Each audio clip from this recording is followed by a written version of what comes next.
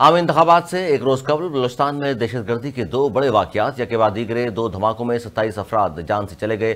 पशीन के इलाके खानुजई में आजाद उम्मीदवार अफसंदियार काकड़ के इंतखाबी दफ्तर के बाहर धमाका, 15 अफराद जान भाग, 30 से ज्यादा जख्मी हो गए।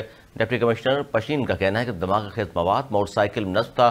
किला सैफुल्ला में JUIF के उम्मीदवार मौलाना अब्दुल वासे के दफ्तर के बाहर धमाका, 12 अफराद जान की बाजी हार गए। दोनों धमाकों के बेशतर जख्मियों की हालत तशवीशनाक। इलेक्शन कमीशन ने बलूचिस्तान में धमाकों का नोटिस ले लिया। चीफ सेक्रेटरी और IG बलूचिस्तान से रिपोर्ट तलब। वाकयात में मुलव्विस अफराद के खिलाफ कार्रवाई की हिदायत।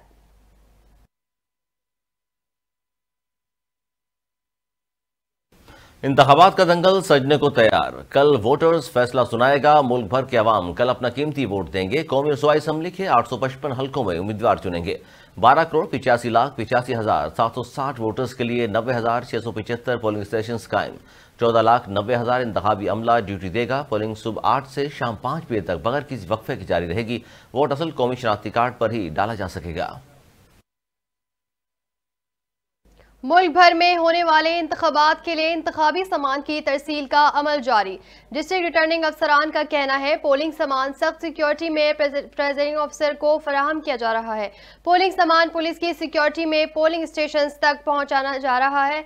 पोलिंग सामान की तरसील शाम 6 बजे तक मुकम्मल कर ली जाएगी।